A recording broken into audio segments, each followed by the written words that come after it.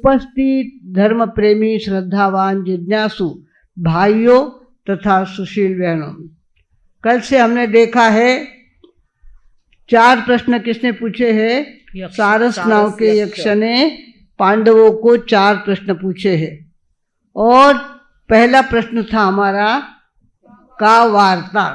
पहला प्रश्न के थोड़ा नीचे कर, का वार्ता भूतानि कालः पचतीति वार्ता, जीवों को काल पकाता है और मृत्यु के दरवाजे पे ले जा करके बैठा देता है।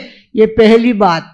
वो गया वे गया, सुनियो कहीं वे गया, सुनियो कहीं वे गया, ये बात में सबसे ज़्यादा महत्वपूर्ण होती है। और इसके लिए इसको का वार्ता में क्या कहा? भूतानि कालः पचतीति वार्ता। 4 प्रश्न यक्ष ने पूछे थे।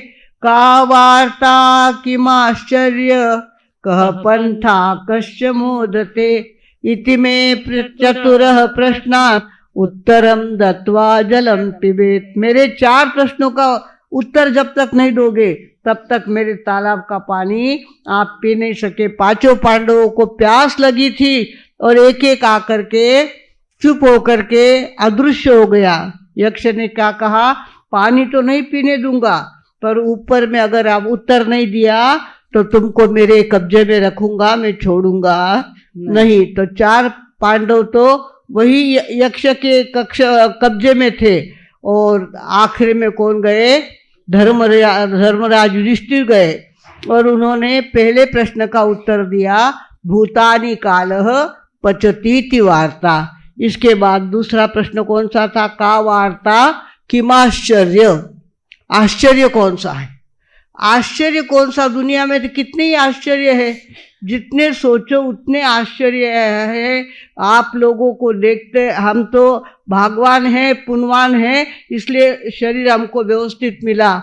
लोगों को कैसे कैसे शरीर मिलते हैं, देखते हैं तो तंग हो जाते हैं, दंग हो जाते हैं। अरे बाप रे, मोबाइल में देखने को मिलता है किसी को 2 ऊपर के मुंह 2 है और नीचे के पैर 2 ही है, 4 नहीं पैर, 2 ही पैर है और 2 पैरों के ऊपर 2 शरीर खड़े हो गए हैं। ऐसे कई प्रकार के विचित्र शरीर हम देखते हैं और आश्चर्य होता है कि ऐसा भी हो सकता है क्या? कर्मों का उदय किस रूप में किसको कैसा भुगतना पड़ेगा ये पता चलता नहीं है। इसके लिए हमारे यहाँ गर्भवती स्त्रियों का ध्यान रखा जाता है कि गर्भ में रहे हुए शिशु का व्यवस्थित पोषण हो। हाथ की जगह हाथ आए, पैर की जगह पैर आए, आँखों की जगह आँखें आए। इस तरह से हमारे यहाँ गर्भवती व्यक्ति को, बहू को संभालने की पद्धति है। भगवानों, आश्चर्य बहुत बड़ी बात है। तो उसमें उत्तर दिया किसने? धर्मराज युधिष्ठिर ने। अहन्यहनि भूतानि गच्छन्ति यम मंदिरे शेषास्थानुमिच्छन्ति किमाश्चर्यम अतः परम। रोज रोज लोग यम मंदिर में जा रहे हैं। आज वे गया, काले वे गया, फिर सुबह गया। इस तरह से क्या कर रहे हैं? रोज रोज लोग मर रहे हैं।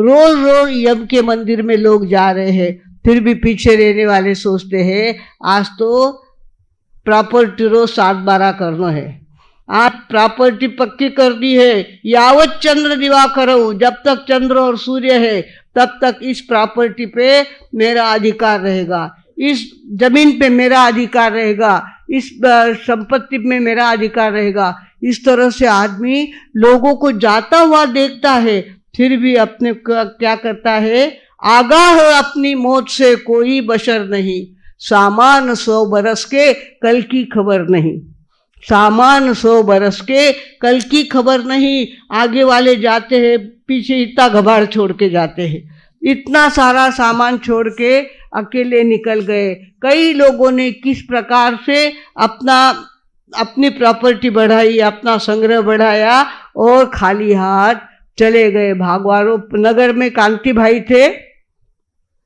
बहुत सादाकारी घर था। वो कांति भाई छोटे से घर में रहते थे। उन्होंने कहा माँ सती जी अब हम अपना घर बनाने वाले हैं।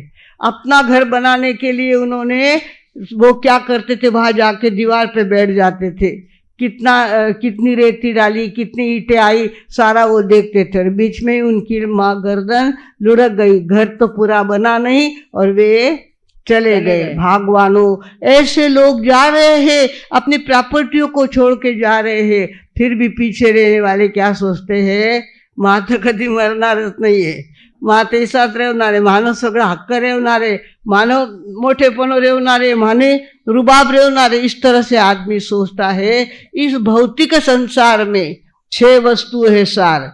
अज्ञानी लोगों के लिए 6 वस्तु है सार। कुर्सी, कंचन, कामिनी, कुत्ता, कोठी और कार। कितनी इतनी बातें मिल जावे तो बस। इस भौतिक संसार में 6 वस्तु है सार।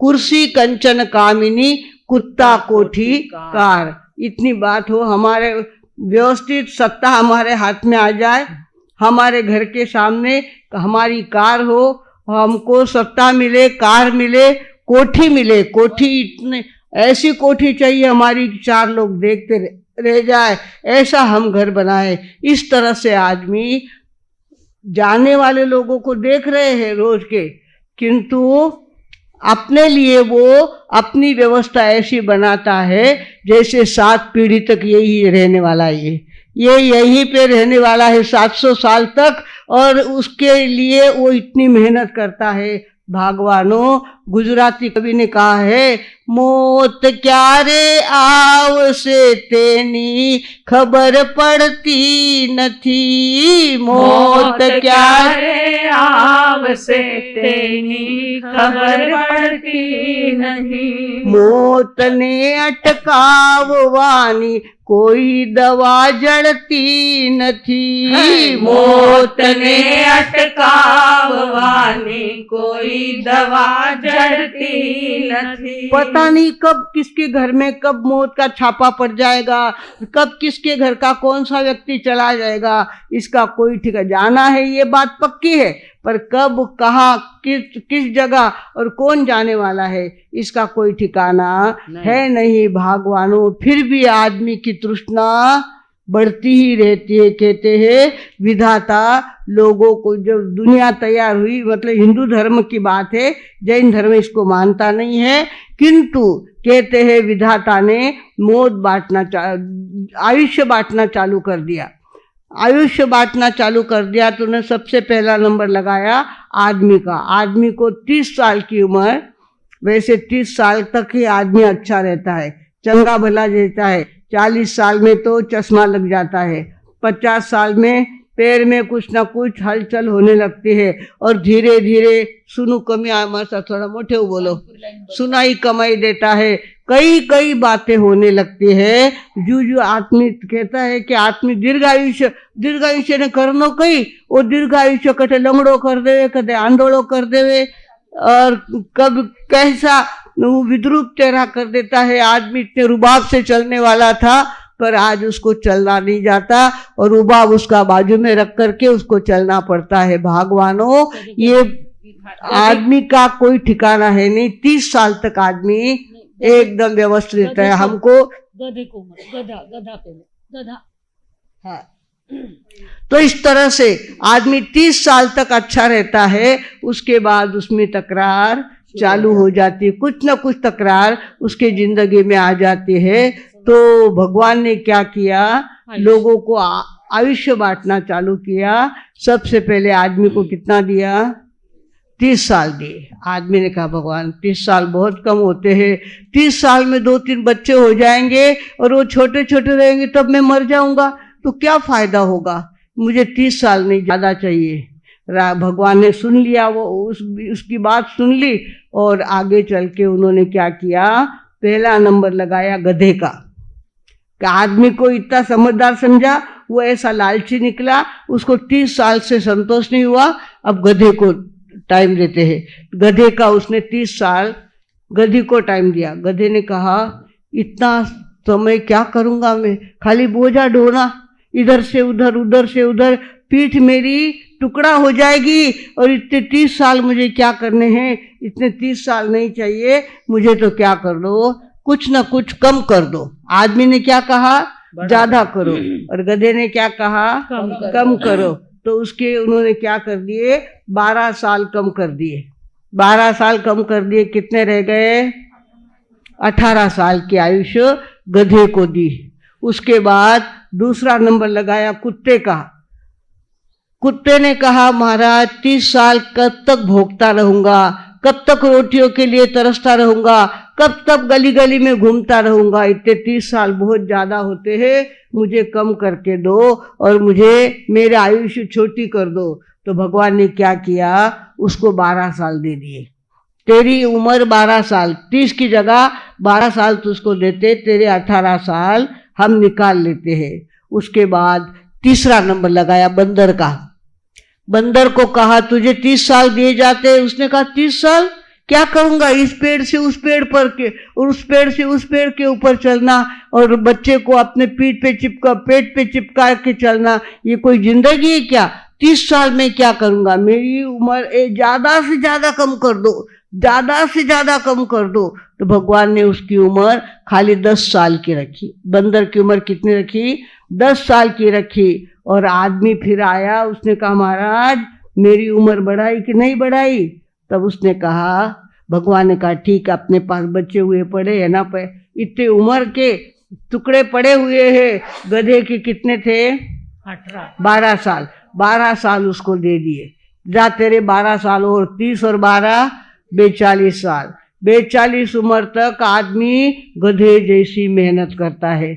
30 साल तो रुबाब से रहता है, उसके बाद गधे की मेहनत चालू हो जाती है, घर से लिस्ट हो जाती है तैयार, सौभाग्यवती के इतो सामान लेने आई जो, इतो तेल, इतो घी, इतो ये सारा बेचारा गधे जैसा बोझा ढोता है और घर सामान लेके जाता है। घर में गया कि दुकान की चिंता होती है, दुकान में क्या होगा, मेरे सिवा कौन दुकान चलाएगा, दुकान में उठ बैठ करना, इतनी किराने की दुकान है तो कितनी हमाली होती है उसके अंदर, कपड़े की दुकान हो तो इतने सारे तागे खोलने बताने पड़ते हैं, न जाने कितना काम होता है।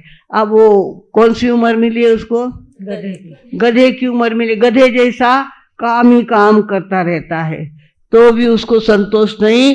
भगवान ने, उसने पूछा गुरुदेव मुझे इतनी 42 साल ही मेरी उम्र, बहुत छोटी होती हो, छोटे छोटे बच्चे टीनेजर हो जाएंगे और उनको परणाए बिना, उनकी शादी किए बिना मैं मर जाऊं, ये मुझे पसंद नहीं है, मेरी उम्र और बढ़ा लो।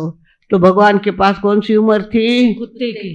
कुत्ते के कितने बच्चे थे, 18 साल बच्चे थे। 18 साल के, 18 साल की उम्र और उम्र बढ़ा दी, 42 और 18 कितने हो गए, 60 हो गए। अब बच्चे बड़े हो गए हैं, बच्चे क्या करते, पिताजी के नाम से उधार सामान लेके आते हैं, कपड़े के दुकान से बढ़िया बढ़िया जीन्स लेके आते हैं, बढ़िया बढ़िया ड्रेस लेके आते हैं और नाम किसका दे देते हैं, पिताजी का नाम देते, इनसे वसूल कर लेना, इनसे वसूल कर लेना और मुझे ये कपड़ा दे देना, ये वस्तु दे देना। इस तरह से क्या करता है, गांव भर से उधार उधार लेके आता है। और जब पिताजी को पता चलता है कि मेरे नाम से मेरे बेटे ने इतना उधार सामान लिया है, तो वो क्या करता है, उम्र कौन सी मिली है, कुत्ते की, भू भू भू भूखता है। उसको पता है कि पिताजी गुस्सा करेंगे और चुप बैठेंगे, अपने कोई बाहर निकालने वाले नहीं, अपने कोई मारने वाले नहीं है, अपने को जिंदा ही रखेंगे, अपना लाड़ी करें, भू भू करते रहेंगे, उसका कोई फर्क पड़ता। उम्र कौन सी मिली, कुत्ते की उम्र मिली, कुत्ते जैसा भू भू भू करता रहता है। और बच्चे इंसल्ट प्रूफ हो जाते हैं, उनको पता है पप्पा ने इसी आदत है, बड़बड़ करता रहे, भू भू करता रहे, ना पे आपला बंचर को काम कर ले उनो। उसके बाद आखिरी उम्र किसकी मिल गई, बंदर की उम्र मिली। बंदर ने 10 बरस रखे और 20 बरस निकाल दिए। अब 60 से 80 साल तक आदमी के पूरे दांत बोळखा हो जाता है, तोंडाचा काय झाला, बोळखा झाला। आणि होतं काय की तो घरची सुना, घरचा मुलगा म्हणतो आम्ही फिरायला जातो, वो घूमने को जाते हैं, अपने बच्चे कहाँ छोड़ जाते हैं, दादा पीछे छोड़ जाते हैं दादा दादी के पास, तुम्ही इनको संभालना, ये दूध की बोतल है, दूध उनको पिलाना, उनको झोंका देना, उनको ये करना, ऐसा सारा काम सौंप के आ जाते हैं। उधर बच्चे के मुंह में दांत नहीं, इधर दादी के मुंह में भी दांत नहीं। तो अब क्या होता है, बोल के जैसा वो भी रोता रहता है, ये उसको हो करते रहते। उम्र किसकी मिली उनको? बंदर की उम्र मिली, तो बंदर जैसा बोल का उनका भी हो जाता है। और उनका बच्चे के मुंह में दांत आए नहीं है और दादी के मुंह के दांत सारे चले गए हैं। वो भी क्या करती है, बच्चे को, अब बहू तो चली गई छोड़ के और बच्चा रो रहा है, तो रोते रोते वो क्या करती है, बच्चे को शांत करने की कोशिश करती है। उसका मुंह भी, उसके मुंह में दांत नहीं, उसके मुंह में भी दांत नहीं, दोनों बोल के एक दूसरे के सामने खुल जाते हैं। भगवानों, इस तरह की आयु हमको मिलती है। गधे जैसी मिली, कुत्ते जैसी मिली, बंदर जैसी मिली, पर हमको आयुष्य चाहिए। आदमी क्या कहता है, दीर्घायुष्य भव, दीर्घायुष्य चाहिए। काय को चाहिए दीर्घायुष्य? कुत्ते जैसा भोंकने के लिए, गधे जैसी मेहनत करने के लिए, और बंदर जैसा बोल खा अपना बच्चों के सामने खोलने के लिए। हमको वो पता नहीं, कैसा भी हो, हमको क्या करना है, और ज्यादा भगवान से क्या मांगते हैं हम, और ज्यादा आयुष्य मांगते हैं। भगवानों, इस तरह की आयु आज के पंचमारे में तो घर घर में यही तरह है, घर घर की यही बात है, घर घर में यही काम हो रहा है। भगवानों, इसीलिए यहाँ का किमाश्चर्यम, आश्चर्य कौन सा? आदमी को आयुष्य, सच्चा आयुष्य 30 साल का होता है, उसके आगे बंदर का, कुत्ते का, किसका, गधे का, ऐसा हमको आयुष्य जीना पड़ता है। भगवानों, हमें ध्यान रखना है। आश्चर्य, धर्मराज युधिष्ठिर ने यक्ष को प्रश्न का उत्तर दिया, का वार्ता किमाश्चर्यम, कौन सा आश्चर्य है? शेषाः स्थातुम इच्छन्ति, बाकी के लोग जीना चाहते हैं, ये बहुत बड़ा आश्चर्य है। मरने वाले को देख रहे हैं, वो मरने वाले को कंधा दे रहे हैं, मरने वाले के लिए स्मशान में जा रहे हैं, पर मने मरनो नहीं, वो मरियो, पर मने मरनो, कोई मरने को तैयार है क्या? आ जाती मौत बात अलग है, पर मरने को कोई तैयार? हमारे इतना काम पड़ा है, इतो काम है। एक आदमी चला गया एकनाथ महाराज के पास, कहने लगे, महाराज माझ्या डोक्यावर खूप टेन्शन आहे, मला एवढं काम करायचे, एवढे बिल चुकवायचे, एवढे पैसे आणायचे कुठून, आणि हे सगळं एवढा पसारा माझा झाला है, मी काय करणार? एकनाथ महाराज ने कहा, अरे बाकी कशाला विचार करतो, 7 दिवसांनी तुला मरायचंय, 7 दिवसांनी तू मरणार आहे, ही गोष्ट लक्षात ठेव फक्त। उसने कहा 7 ही दिन रहे, 7 ही दिन, कितना तो मेरा आना बाकी है, कितना तो देना बाकी है, कितना काम मुझे करना है, फटाफट। एकनाथ महाराज ने कहा है 7 दिवस तुझे बाकी राहिले, मग वो लग गया, किसी का देना था उसको देने के लिए लग गए, जिससे लेना था उससे लेके आ गया और फटाफट अपना काम करने लग गया। 7 दिन पूरे हो गए, 8वां दिन उदित हो गया और वो तो जिंदा था, मरा नहीं। एकनाथ महाराज को कहा, काहो 7 दिवस तो पुरे झाले माझे आणि 8वा दिवस आला, म्हणजे 7 दिवस तुझे कसे गेले? 7 दिवस खूप चांगले गेले, जे आणायचं होतं ते आणून घेतलं, जे द्यायचं होतं ते देऊन टाकलं आणि डोक्यात कोणतं टेन्शन ठेवलं नाही।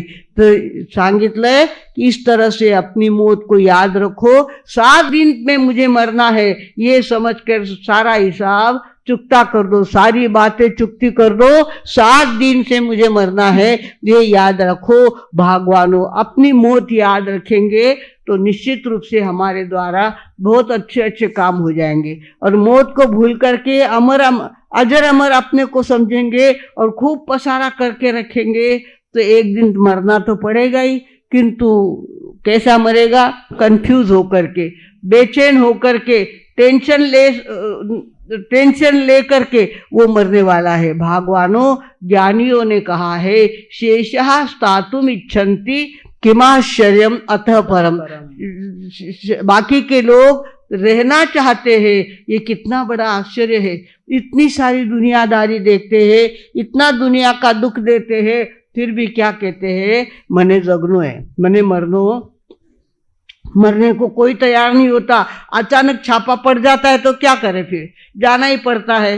और उठाना ही पड़ता है लोगों को, उठा करके लकड़ी के ढेर पे उसको रखना पड़ता है। भागवानो मरे कत्याचा दुजा शोक वाहे, अकस्मात तो ही पुढे जात आहे। पुरे ना जनी लोभ रे क्षोभ त्याते, म्हणून जनी मागुता जन्म घेते।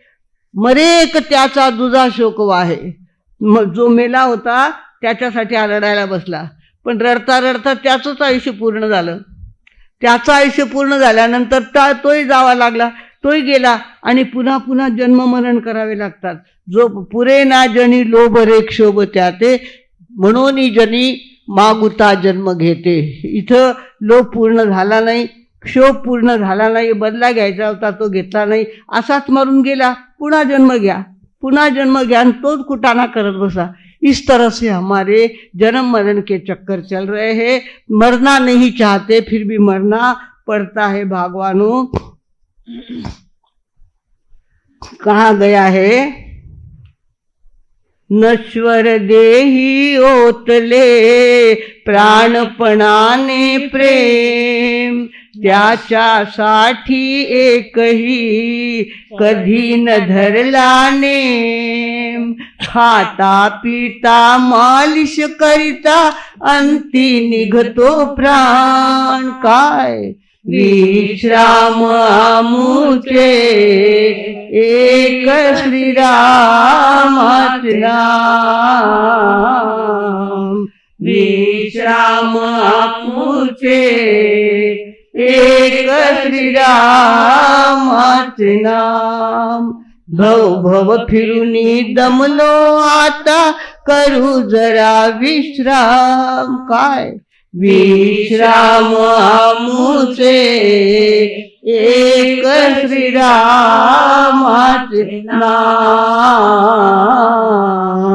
विश्राम आमुचे एक श्रीरामाच नाम। इस तरह से आज कितना हम शरीर को संभालते हैं। वो खायो तो पित्त हो जाएगा, वो कहो तो वायु हो जाएगा, वो कहो तो इसो हो जाए ना, वो करो तो उसो हो जाए। इस तरह से दिन भर हमारा टेंशन में जाता है। अपनी कितनी चीजें भाती हुई भी नहीं खाते और नहीं भाती हुई शरीर के लिए खाते हैं।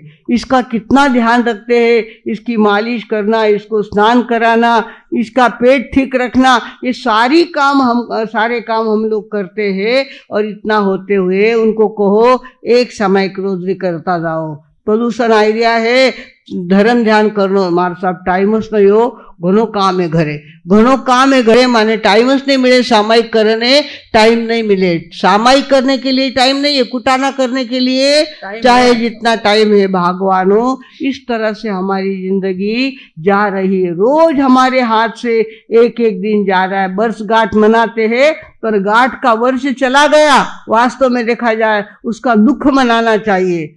मुझे 80 साल पूरे हो गए, 80वां साल मेरा खत्म हो गया, इसका मुझे दुख मनाना चाहिए। तो प्रीति सुधा जी रो जन्मदिन है, हो कितनी नवल बात। 1 तारीख ने प्रीति सुधा जी रो जन्म है, 80 बरस पूरा होगा। जवान होता चोखा 4 किलोमीटर चालणं म्हणजे चुटकी वाटती। अबे आठ उठे जाओ तीर हाथ पकड़ जड़े माने ऊपर जाता है। इस तरह से भगवानों हमारे गांठ का वर्ष चला जाता है, उसकी हम खुशी मनाते हैं। ये हमारा कितना बड़ा अज्ञान है, कितना बड़ा मिथ्यात्व है। भगवानों वर्षगांठ मनाना यानी मिथ्यात्व की साधना करना है। ये मिथ्या है, शरीर मिथ्या है और अंतर की आत्मा सत्य है। इस सत्य की साधना करनी चाहिए। तो हम किसकी साधना करते हैं? शरीर की साधना करते हैं। और ये शरीर एक दिन इसमें से आत्मा निकल जाती है, आयुष्य पूरा हो जाता है और आदमी प्रेत बनकर पड़ा रहता है। छाती माता कितना ही कूटो उसके सामने, वो प्रेत कोई जागो होता नहीं है। प्रेत कुछ बोलता नहीं है। भाई अभी तो मत रो, तो ऐसा कहने के लिए प्रेत आता है क्या?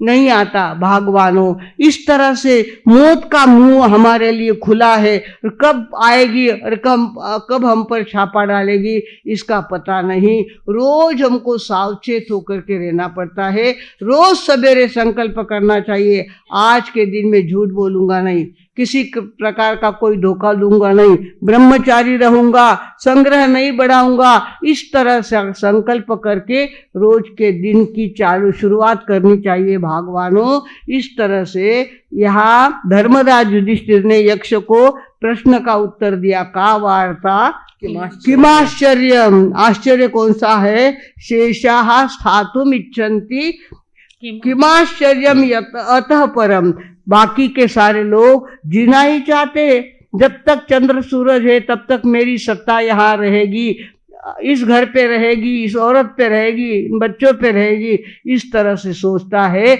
और एक दिन उसको जाना पड़ता है। बम्बई में हम घाटकोपर में थे, मॅग्नेट का काम करते थे महाराज। मी तर 100 वर्षाच्या अगोदर मरणारच नाहीये, ते डॉक्टर काय म्हणायचे, 100 वर्षाच्या अगोदर मी मरणार नाही, मैग्नेटचा एवढा आमचा फायदा आहे। और गए कब? 85 साल के हो गए और गप हो गया। अब कहो किसको? तुम्ही सांगत होते ना 100 वर्षाच्या अगोदर मी मरणार नाही, कसे मेले तुम्ही? पण सांगायला ते राहिलेच नाही, का सांगता कोणाला? इस तरह से भगवानों, मृत्यु का बहुत बड़ा हमारे ऊपर कब्जा है, और कब वो आएगी, कब को हमको ले जाएगी, इसका हमें पता नहीं है। इसके लिए हमें चाहिए जो दिन हाथ में है वो हम सक्सेस बिताएंगे, जहाँ तक बने अच्छे ही काम करेंगे, बुरे काम करेंगे। देवाची शपथ, तुझी शपथ, माझी शपथ, खोट्या शपथी खातात लोक, खोट्या शपथी खातात आणि खुशाल कशासाठी? त्या पैशासाठी, त्या पैशासाठी खोट्या शपथी खायच्या आणि जगायचं, याला काय अर्थ आहे का? यहाँ सांगा भगवानों, तुम्हें ऐसा साधु संत कहने वाले मिले हैं। आज पुणे में कितने संतों के चातुर्मास है, सारे संत अपने ढंग से अच्छा ही काम करते हैं, अच्छी बात कहते हैं, उनको ध्यान रखना। हमारा परम कर्तव्य है। शेषाः स्थातुम इच्छन्ति किमाश्चर्यम अतः परम, इससे ज्यादा आश्चर्य कौन था? मरने वालों को रोज देख रहे हैं, मरने वाली की सीढ़ी को खंडा दे रहे हैं, और हम सोचते हैं हम मरने वाले हैं। नहीं भगवानों, अपनी मौत को याद रखना बहुत बड़ा काम है, और यहाँ रहने की सतत कामना करना, इससे बड़ा कोई आश्चर्य नहीं है। सभी अपने जीवन में सावचेत बने, अपनी मौत को याद रखे और अपने जीवन को सफल बनाए। इसी सदी इच्छा के साथ अब मैं विराम लेती हूँ। ओम शांति।